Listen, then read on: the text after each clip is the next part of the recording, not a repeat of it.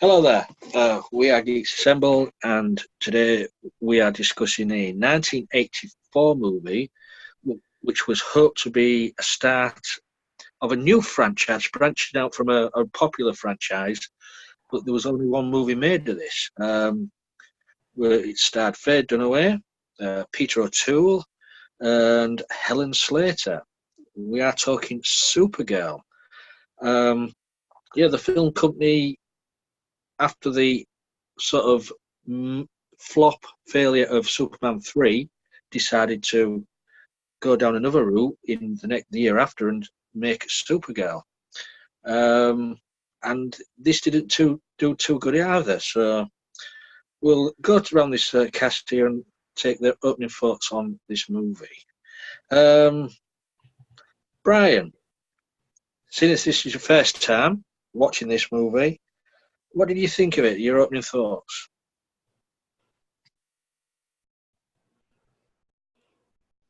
My opening thoughts is I enjoyable. I really love this film. I don't see why I don't see why some people are bashing upon the film. I mean, because I heard like some things about the film were not really that great, but I honestly enjoy the film. It's a, I mean, sure, the effects is a bit low budget and maybe sometimes cheesy at times, but still, is it is a honestly a good film. I enjoyed every minute of it. So I was actually surprised that I enjoyed the film because of things like I've heard like it not being really that great, but I honestly loved the film. So Thanks for that, Brian. Yeah, you said the effects are sort of cheap and cheesy, but back then there was the effects of the day. So we have moved on in technology. well, yeah, it was 1984. So Yeah, I mean, back then that was the top effects. So yeah, we just move on with effects these days. Um, Alex and Susan, over to you. All right, my first time seeing it too, also, and I was amused by it. Um, Never heard of the villain, the lady before. I never heard of the magic crystal before. I knew that there was like the crystals that come from Krypton that make the thing, but this is from the city called Argos. I don't really know what that whole thing is, but it was interesting. She played the part well. I got to give Helen Slater that. I mean, whatever was written on this on the page, she made happen on the screen.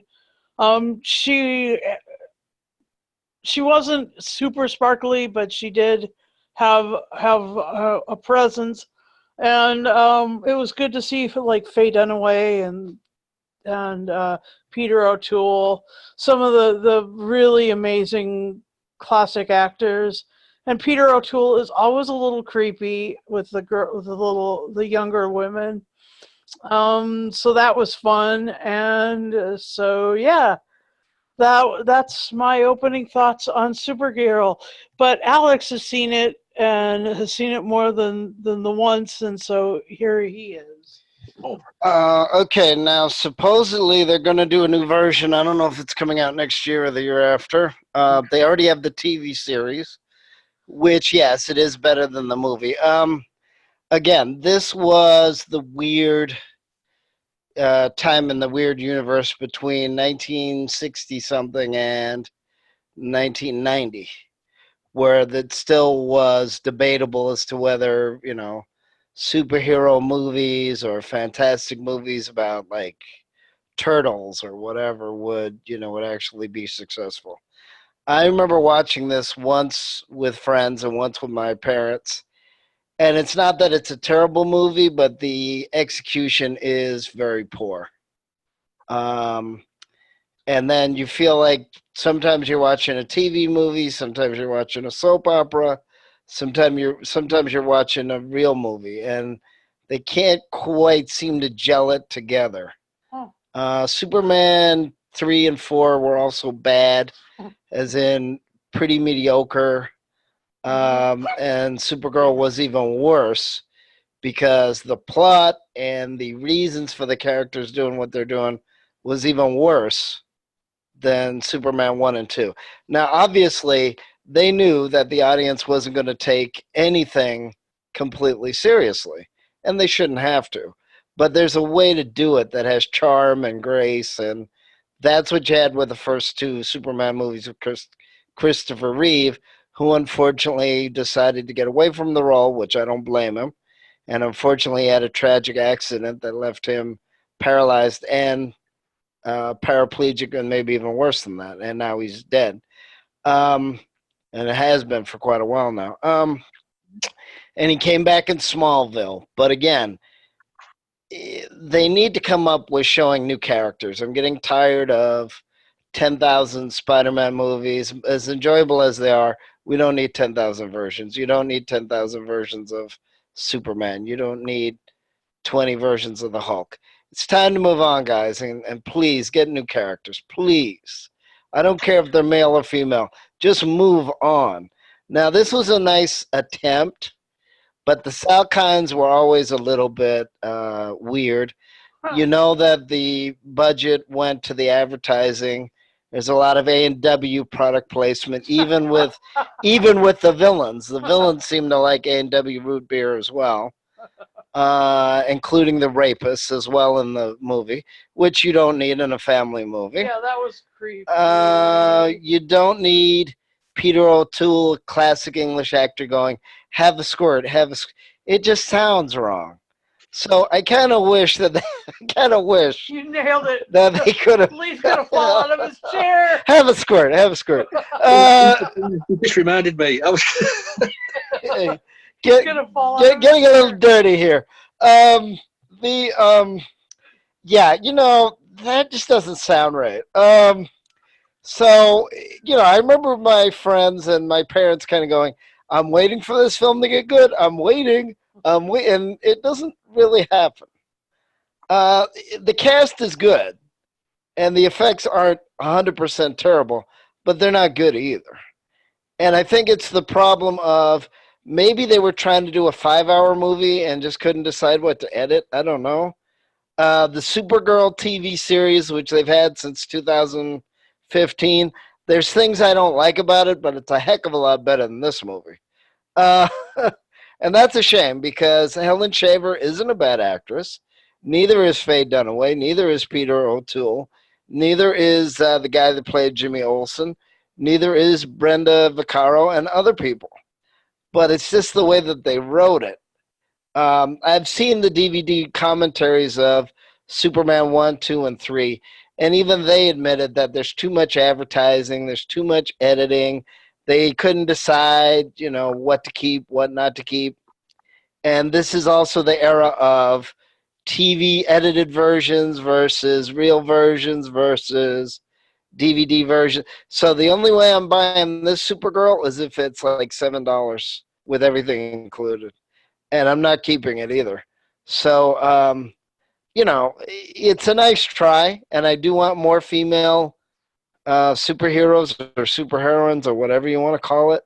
But please, it has to be done well. This is trying too hard. It's all over the place. And I know I love cheesy movies, but even I'm going, what the bleep? It's just done wrong. And then the guy in the movie's brainwashed, drugged. He falls in love with Supergirl. He doesn't. Then she's fighting the wind. Then she's fighting Selena or Serena, whatever the Faye Dunaway's character is.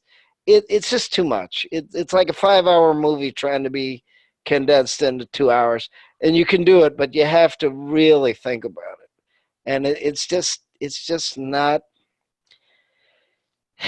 It's just not fun enough. There's a way to do cheesy movies. There's a way to do bad movies. that they're entertaining, like Manos or Sharknado or other ones, Oh, that yeah. you know it's a bad movie, but it keeps your attention. You're not rolling your eyes going, oh my God, this is terrible.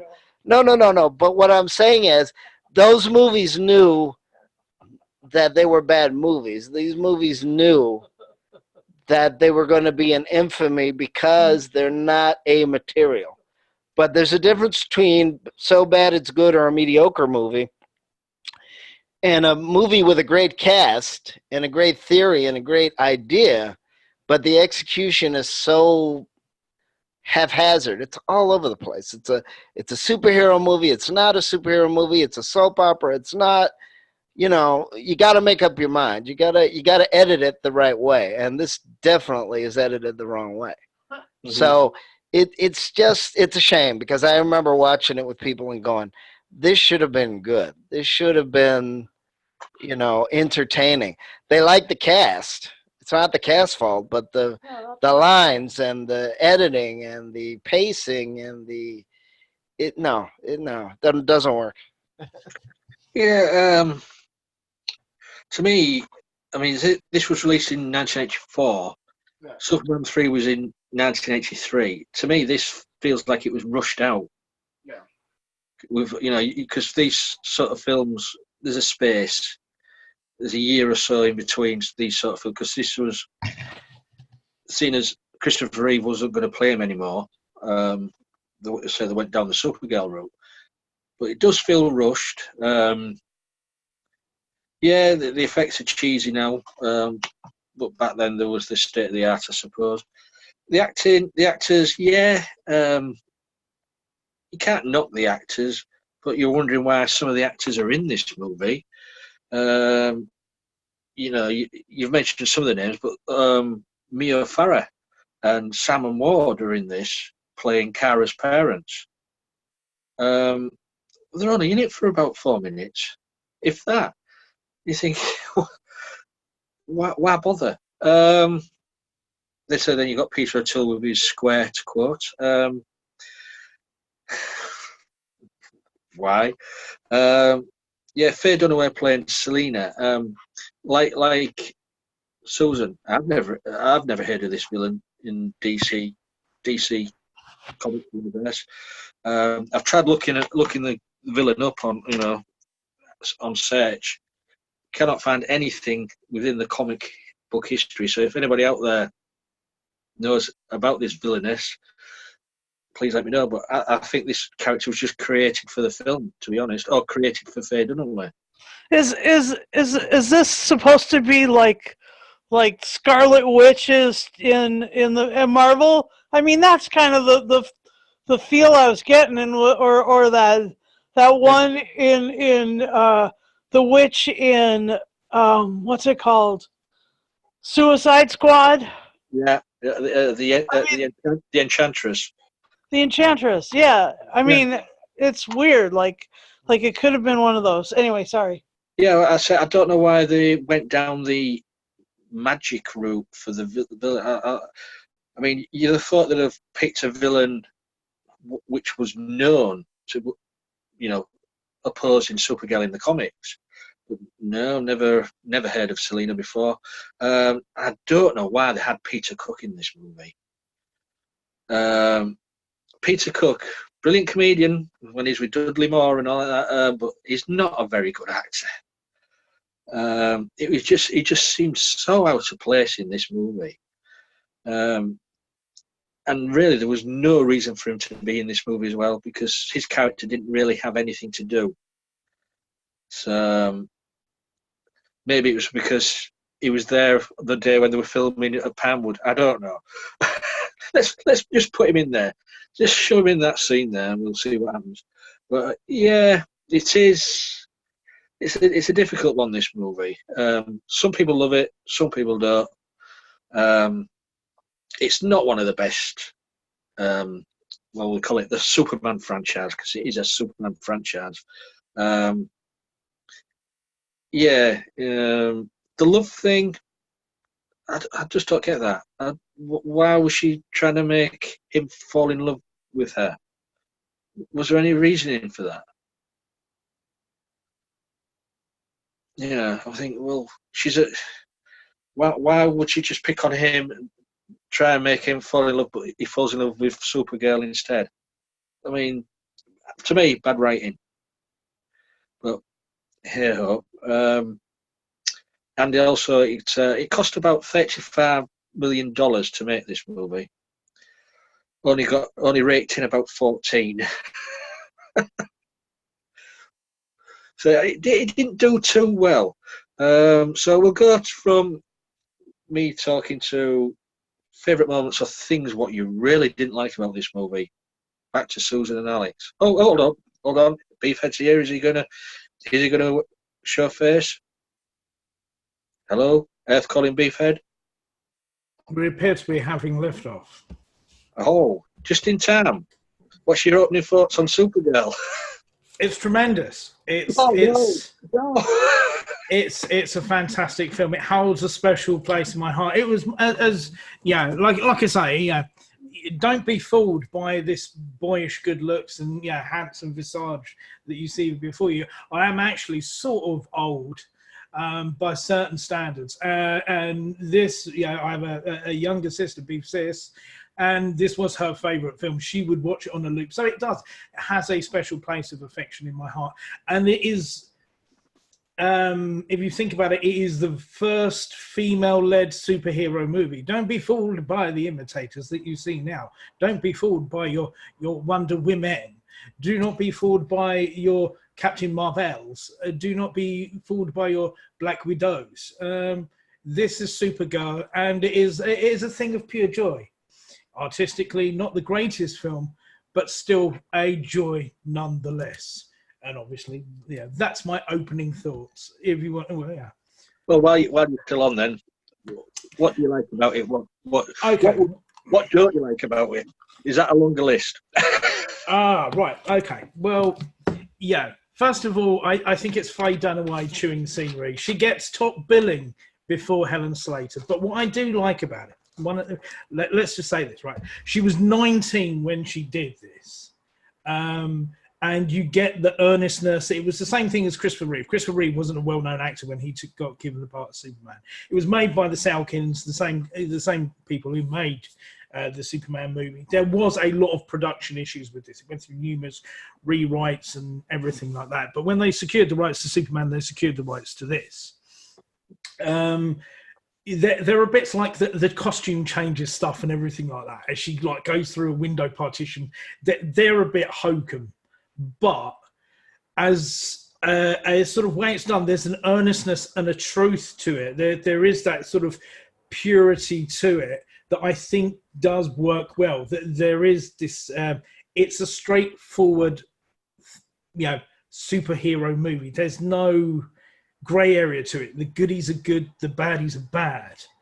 And that's what I like about it. There's that earnestness to it.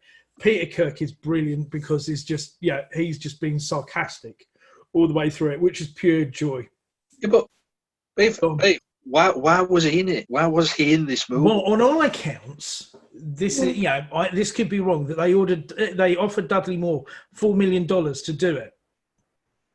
And, he didn't want to do it, but I said, I'll tell you what, I know someone who might do it for you.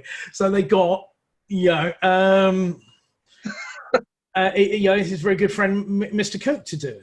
I mean, he's not a very good actor, is he? I mean, come on. Yeah, I know, but do you know what? Actually, it sort of does work because he spent so much time when he would do things like Beyond the Fringe, or not only but also he would do those figures of authority. He would do the head teachers. He would do the military captains. So it does sort of work that he is this sarcastic, put upon teacher. The difference from this and Superman that I also like as well, that where Superman would be strictly sort of either an alien or a technology thing, they went into the realm of magic. Now I know magic's like a hard sell under circumstances, but then it sort of sets it aside. This is all done in a very tight time frame as well. It's designed to I think the whole film goes through sort of 2 or 3 days.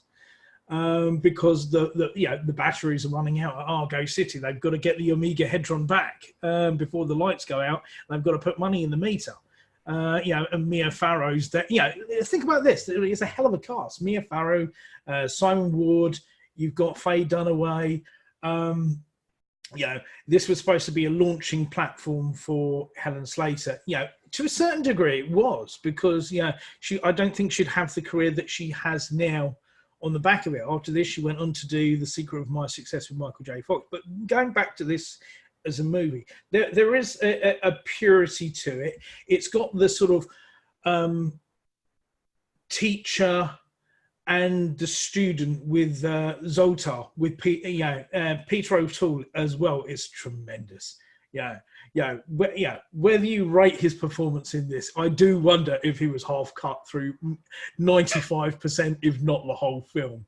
I would the cast anyway. Yeah, but that's it. I enjoy it. It's a simple romp. Like I've said before, sometimes it's good to have nostalgia and stories that are done at a simpler time where not everyone is tortured and dead parents and stuff like that, which you have with this now. It's sort of, and I think if you, in the same ways that it sort of registered with my sister back in the day when this film first came out, if you put a young kid in front of it now, who'd be like below the age of 10 and got them to watch this, they'd enjoy it totally, to be honest with you, because there is a message to it that you sort of you get knocked down, you get back up again.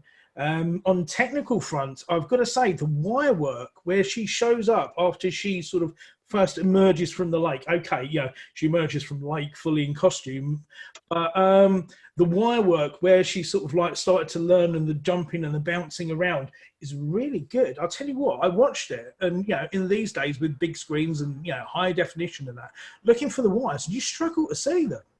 I was doing the same. I was trying to see the strings. Yeah. So, from that point of view, this film does have its joy. As much as you could say, and like we all like it to a certain degree, camp classic or whatever, or kitsch. Yeah, it is good. There is a solid message to it there. There's a growth and a change to the character. She does mature from this immature girl that you first meet at Argo City to a hero with a purpose. The rate on it is very accelerated. There are a dodgy bit about why a sort of middle-aged, a sort of a gardener in his late 20s, 30s would be interested in a high school girl. Yeah, okay, that's fine. I do see there are social issues to it, but it's a simple story and it's done pretty well and fun. You can nitpick at it, but you can nitpick at anything. So that's sort of my opening salvo of defence of Supergirl. Well, go on then, Alex. You wanted to say something there? Okay. There also might be, as I mentioned before, the editing probably needed some work. It does jump around quite a bit. As I said, it felt like a 5-hour movie edited into an hour and a half or 2 hours. Of course, it also makes a difference that it is a director that has had more success directing TV shows than actual movies, because you look at their resume or their CV, as you guys say, and they've done more TV shows 60s, 70s, 80s than movies. And to be honest, I'd rather have the director do the TV episodes. I like those better, working TV than movies. This didn't quite work because, as I mentioned, the friends and my family kind of went, okay, we're waiting for this to get really good. We're waiting. And it wasn't that it was god-awful terrible, but it's definitely not Superman or Superman 2. And that was campy, and I had some scenes in it that you did have a little bit of head scratching a little bit. But Superman 1 and 2 were a lot more enjoyable than this movie, and were a lot more fun to watch. And I remember watching it in the theater, and it was a lot more enjoyable, even with the campiness that Superman 1 and 2 had. Because that's the other thing that doesn't make sense, because the character changes. It seems like 5 seconds. Now, is there character development? Yeah, Beef is right. There's character development. But the problem is the way that it sort of flip-flops and changes makes less sense than the Christopher Reeve Superman movies, unfortunately. Well, like I said earlier, Superman 3 was 83, and that was sort of a failure for the company.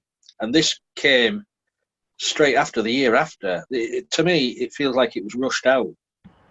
Maybe that's what the problem was. The writing. I think that they were supposed to have Christopher Reeve as a cameo in this, but because Superman 3 didn't do that well in the box office, that's why they had to do part of a rewrite to it, and you only have the sort of image of him in the poster. With regards to director, like Alex was saying, Donna did 1 and 2 and was kicked off of 2 very controversially, and then they got another director in.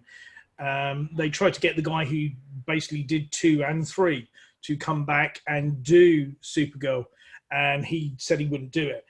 So the guy they got on to do it was the same guy who directed Christopher Reeve in Time After Time with James Seymour, which, if you've seen that is a really good movie in itself, to be honest with you.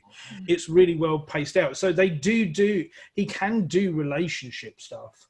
But I think it was a very ambitious thing to do, to go from,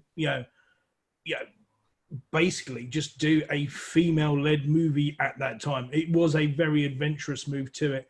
And it was, if you think about it, a big production. Basically, this was all done in the UK. It wasn't done in the States. It was all done at Shepperton Studios. So, value for money, 35 million, I think it was the reported cost in the day. Okay, it only made back 14 million in North America, but I think this has also, to a certain degree, which is probably why we're talking about, gained a cult status in later years. Yeah, well, it has got a cult status, yeah. Well, the other issue as well, not only that Christopher Reeve isn't in it, but the other, which would have maybe helped it a little bit, but the other fact that Superman 4 that came out after it was also considered god-awful as well. And then you also have the issue of, saturation, is that, 1 is good, 2 is good, then you start doing more and more sequels, and it's kind of like people start rolling their eyes, I do maintain 3 wasn't actually god-awful. I still like 3. Not counting for taste, is there? Okay, I didn't realize that this was one of the first female lead-led superhero movies. Sorry. It's the best. All right. Well, okay. In that light, now I will reevaluate some of my statements. I mean, like she did carry it well. I mean, in terms of doing the character justice, I stand by what I said about, coming at this with this character, this villain who, not a comic book character, not a canon character. I mean, just sort of out in left field. This magician, this witch. I just think that was maybe sort of a writer's error, but I really then must say that if they tried to put in a little love interest to help connect with the young women of the time, as Alex was saying earlier, it is sort of soap opera, but in that respect, she had to do it. They had to have her connect with women who run on feelings. I run on feelings. I'm a woman. That's what we do. Well, what I would say as well, like that was interesting, and then so because she had to have a love interest, the villain had to hate the love interest and want to be involved with that guy first, get there first, like the Pet Shop Boys song. I have to get to you first. Anyway, like that. Yeah. Okay. I change a little bit of my mind. Like I was saying, when I get onto it. When I get into something I love, I'm very impassioned about it. It is a game changer in that sense, like I say as well, that you do have that role reversal, that it is, instead of being the damsel in distress, it's the dude in distress. and she's the one doing the rescuing. I think also if you think about how society was that day, because judging it by today's parameters is just a complete pointless exercise. But if you think about it at the time, women were starting to get places in business. And at that time, there wasn't really a female opposite that you had that was well enough known in any of the sort of comic books or anything like that, that you could have from the Superman roster anyway. So they've created someone like that who was a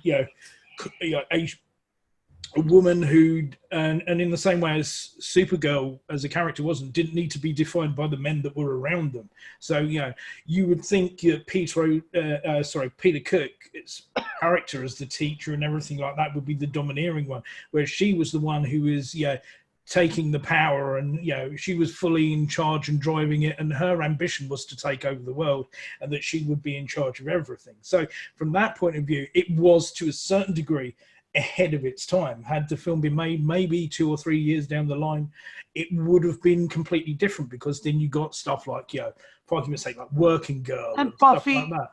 Yeah, but that was much later to a certain degree. But if you think about the films that were coming out prior to that, the only sort of female lead character that you had was someone like Ripley from Aliens. Yeah. Moving along, then you had films like Melanie Griffith in Working Girl and things like that. Films that were of the mid-80s and everything like that.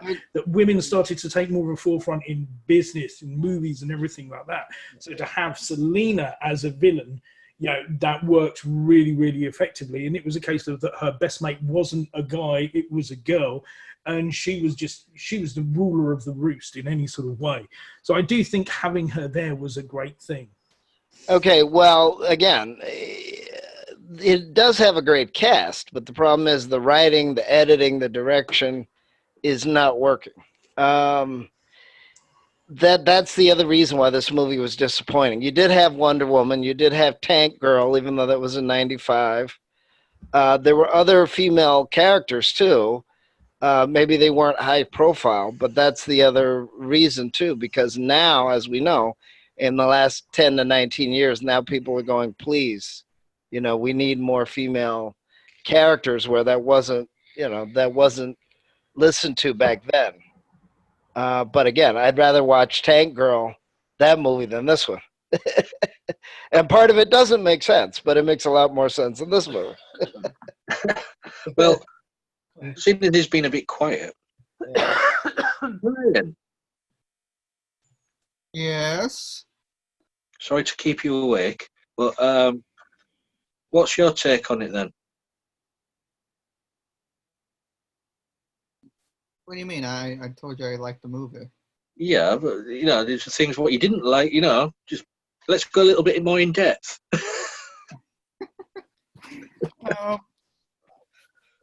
I mean, there's nothing I didn't hate about it. I mean, taking into account it's your first time you've ever seen this movie. Yeah. So, seeing now it was made way back in the day, and what you've heard, what the other guys have said about it, you've still got the same views on it. Yes, I mean, the only thing I didn't really like and wanted for the movie to have is Christopher Reeve himself, to have a little guest appearance and cameo as Superman, have him be Superman in a scene with Supergirl. Yeah, that's when he announced he wasn't going to do anymore, but then he did come back in number 4. A few years after that, he said about that time he said he was done with it. So yeah. That wasn't going to happen.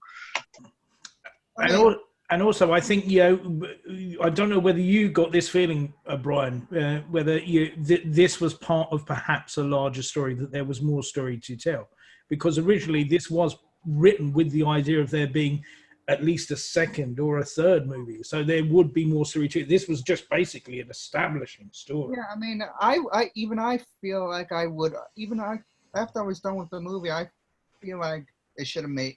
I feel like they should have made more, but apparently they didn't. And I guess it was the box office, or people didn't really want to see Supergirl movies and they didn't like it or whatever. But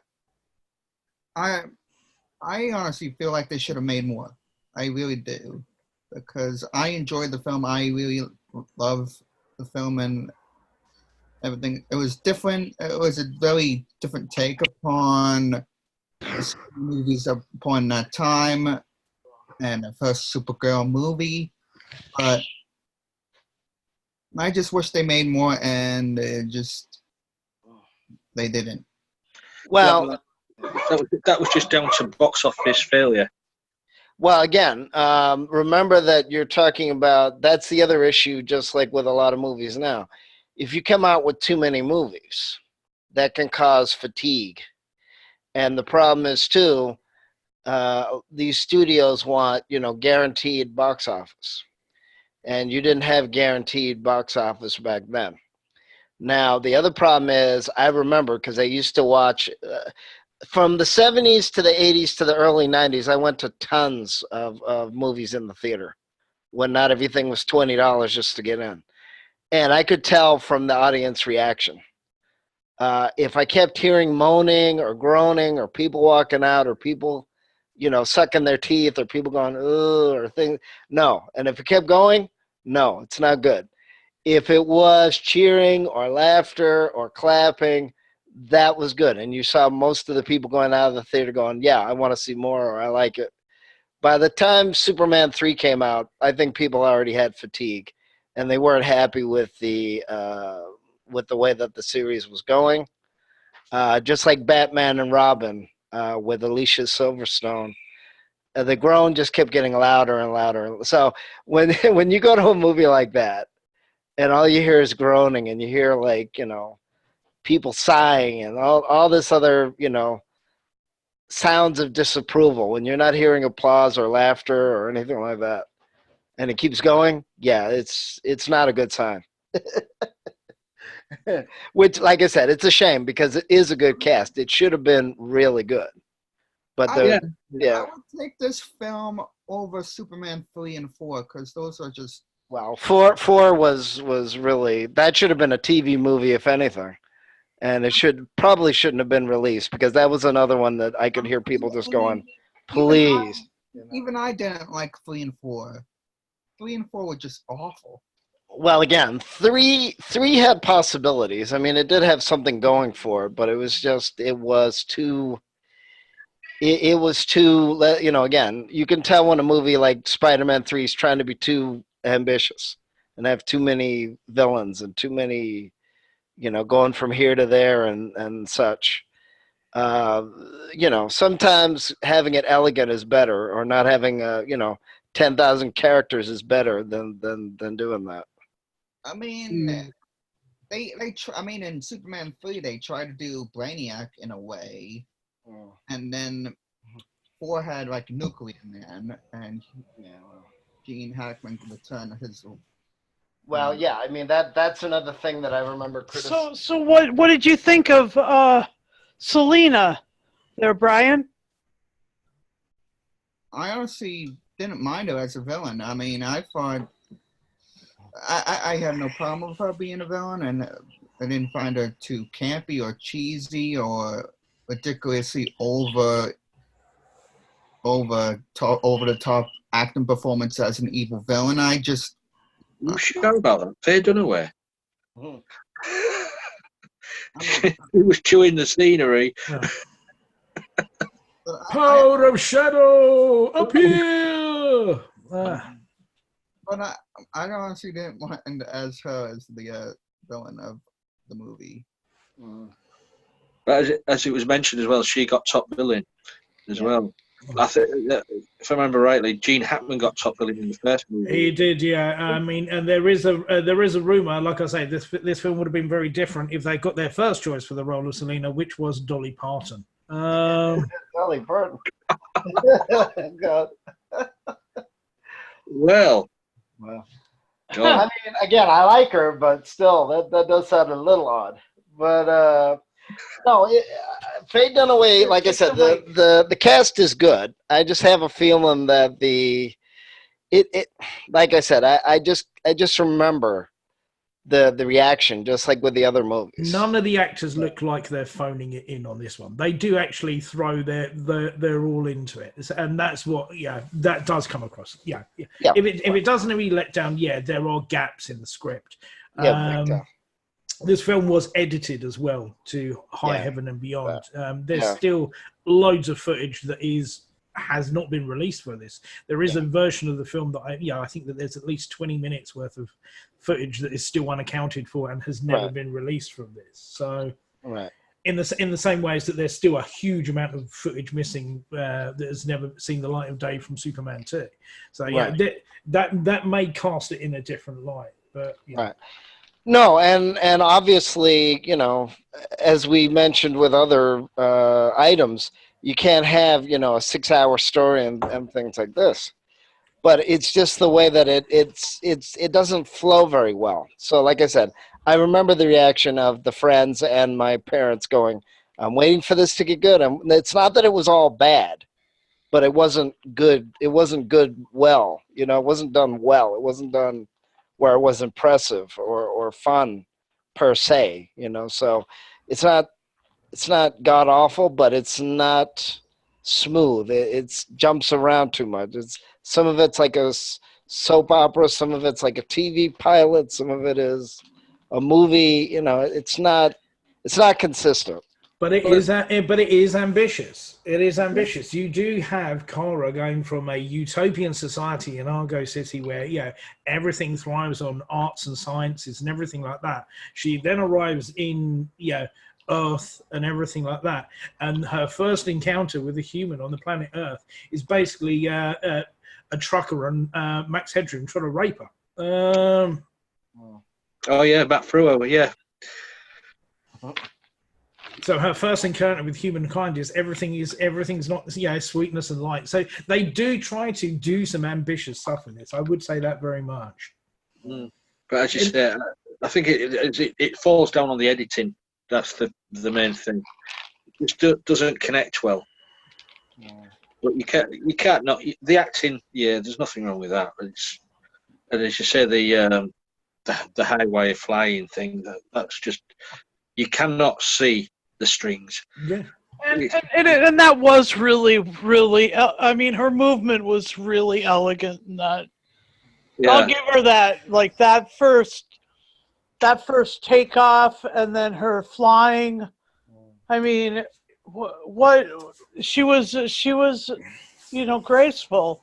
Yeah, if anyone's interested in looking, if anyone watches this and is interested in seeing further beyond of it, they made a promotional movie after they finished making it, which was the making of Supergirl, which they didn't really do at the time. I think it's about 50 minutes long, and I found it on YouTube today, and I watched it. And it goes through all the it details the training that she did to get into the role and everything like that. And not only would she go through rigorous weight training to, make sure she had the physique on point and everything like that. I know the 80s, that's how they sort of, value the estimation of people and everything like that. But also when she did it, she did training in ballet dance. She did training in fencing and everything like that. And the stunt guy who did it, he said, you have to, if you're doing stuff where you're going to be flying, there has to be an appreciation of movement to it. You have to have the ability to make the movement in this way. So if you see the bit where she is doing that sort of leaping when she first arrives, and you're struggling to see the way, if you look at it, it's very balletic in its appearance and the way she lands and the way they do it. It is all, the movement is graceful and everything like that, which is quite good. It does make that differentiation between Superman. Superman is a very sort of, the emphasis is on, strength and power. Whereas the emphasis with Supergirl, watching it and how she is as a character, is actually grace, which is very, very quite effective if you look at them two as a contrast. Yep, that's a good point. Okay, well, again, I'm also wondering how that would compare to the TV show that's been around for 5 or 6 years, where Linda Carter is another character in the Supergirl TV series, where she was known in the Wonder Woman. I think to a certain degree they've taken pointers from it. They've taken pointers from the TV show, I think, from this movie, and to a certain degree the comic book adapted to become more in line with the film to a certain degree, because the original test of the costume, I've seen it. She's got like big, like metal curly hair and a headband. It looks ridiculous. Yeah. Whereas this is a more, instead of wearing hot pants, which she did in the comic book, the skirt and outfit from that translated over into the comic, and up until what's going to be the upcoming season, the outfit that Supergirl wears in the new TV series. You put that against that, and it's pretty much the same. The fabrics are sort of updated to be more within the current thing, but there's still the actual costume itself. You can say, well, look at that. It's so identifiable and very iconic. And I don't think, am I mistaken, but has Helen Slater been in the TV series? Yeah, she has. Yeah. I thought she had, yeah. I thought it rang a bell. Yeah. She plays Supergirl's Earth Mother in the TV series. Yeah, and she was also in Smallville. Yeah, she was. She played, and of course, Dean Cain was in Supergirl as well. Yeah. I think she played Superman's biological Kryptonian mother that's correct. She did. She played Superman's mother in Smallville, and plays her adoptive mother in the current Supergirl iteration on the CW. They all come back, don't they? They all come back on different roles. Yeah. So, and what we're going to get at Christmas with the crossover on all these TV episodes, it's going to be amazing, I think. Well, they actually. Oh my gosh! I'm so excited. They added another character for the crossover. Hey, look! As long as Black Lightning's going to be in it, so I'm very happy. Well, they just confirmed Jonah Hex to be in the crossover. Well, he's already showed up in Legends of Tomorrow. Yeah, yes, he's been in that. Yeah, I'm just wondering how they're going to fit Bette Ward back into his tights. I don't know, but if they can get Helen Slater back into the suit to do Supergirl of a different universe, I would be mega pleased. That would make my event. Yeah, it's just amazing. Well, it's quite secret of what's going on, but these cropping up. Yeah. Well, isn't that true as well? That now with the CW has sort of taken over a lot of the DC world and the superhero type of world. They're going to have Batwoman now and other characters. Yeah, where they have learned from a lot of the mistakes, and of course, there is a change not only in technology but in writing and in political from the 1970s to the 2015s. Of course, but again, but society of course, changes. Yeah. But of course, except for the third season of Wonder Woman, I thought they did a very good job for the first two seasons, as campy as it was. Back in the 70s. Yeah, back in the 70s. Yeah. But I mean, she was a strong character as well. So as much as I want progress, I don't like it when people say, oh, the 50s, 60s, and 70s, there was no strong women. That's not true. But it was different than it is now, of course. It annoys me when they say now there's no strong women in roles. It's a load of rubbish. It really is. You look out there, women have got strong roles in films and TV, and some pretty damn good actors doing it as well. Yeah. And on that note, shall we final say and scores? You're happy with that? Yeah. We'll go to Susan and Alex. Oh dear. Okay, like I said, the cast, and it's a good idea in theory. It's just the editing, the pacing, the direction, the fact that I do like the director, but I like them better.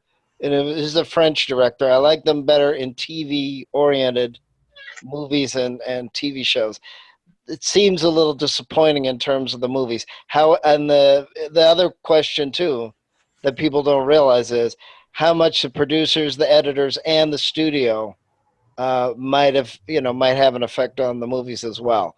But yeah, I don't really like this movie, which is a shame because the cast is actually good, but it's just the execution. So I'd give it a 6, and I'd rather watch Supergirl, the TV show, than this. Well, I know you liked Supergirl, the TV show, and you're probably doing a little comparison between them. Yeah, no, and I know it's not the same, but still. Yeah, and you know, now that I've got a different light to look at it through, I'll give it an 8 out of 10. I'm pleased that it was, you know, energetic and fun and stuff. I stand corrected in my criticisms of its cheese, but I still really wish they would have chosen. So that's why it loses 2 points, because they chose a villain that wasn't, you know, somebody that was anything. You know, they have fart loads, pant loads, you know, tons and tons of villains in the DC comics, and they could have chose any of them, any of them, for Supergirl to wail on. So anyway, wail on, you know, gently, elegantly, gracefully, kick their ass in a suave way. Anyway, that's my bit. Okay, Brian, Yes. over to you. Final Sans score, I believe, would probably be.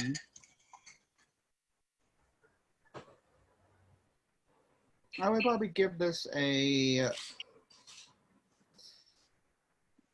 I'll probably give this a 10 out of 10. Wow, you and your 10 out of 10s, Brian.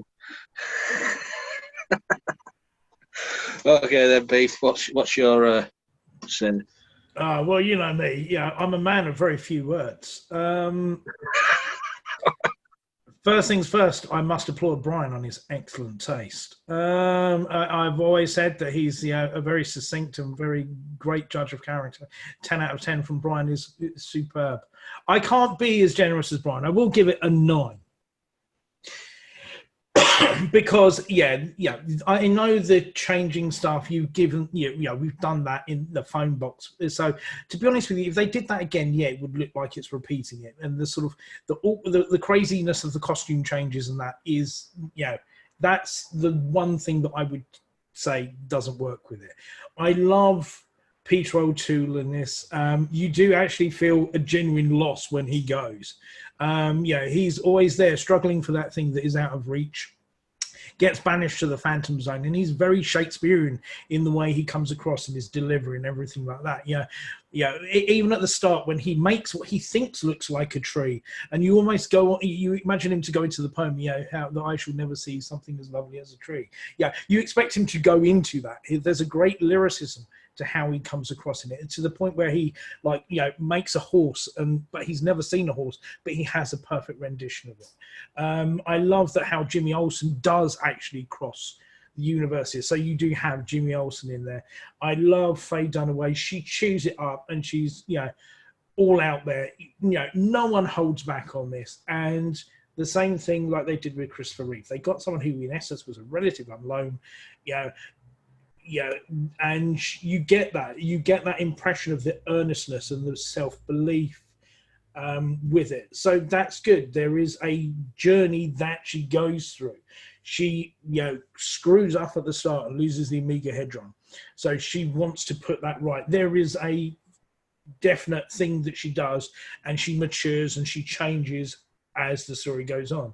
So I like it. It's okay. It's not comic book faithful. Okay, that can be a crime in some people's eyes. But do you know what? As the story goes, as a pure storytelling aspect, like I say, you could put this down in front of a young girl now, as it was my sister back in the day. They would still enjoy it. They would still understand how that translates and feel a different way by the end of it. So that's cool. I think if that's doing what it, if you have that reaction, then that's cinema done and doing the job it's supposed to do. It will be a teachable lesson. It will teach them that they can do something. It will teach them that they can be something. It can make them aspire to be something more than they are. So then I can't not detract from that, and it will always have a very special place in my heart because I love it. It's a 100% 9 out of 10 from Beef. Well, am I going to be the bad guy here? No, I'm not. 'Cause I'm not going to go as low as Alex. Oh, Yeah. sorry. Music's really good as well. The music is really, really good. Yeah. I also say that in the movie, I noticed something like when she's disguising herself as an ordinary citizen and not being Supergirl. Her name is Linda Lee, and I just noticed that because when I heard, I think was from my brother that that's what she mostly goes by within the comics, and also that's what they also use within a scene in Smallville, one of her mostly her final appearances within Smallville. Because within the actual TV series of Supergirl now, like she doesn't have a disguised name. She just goes by Carla Danvers, and just that's it. Mm.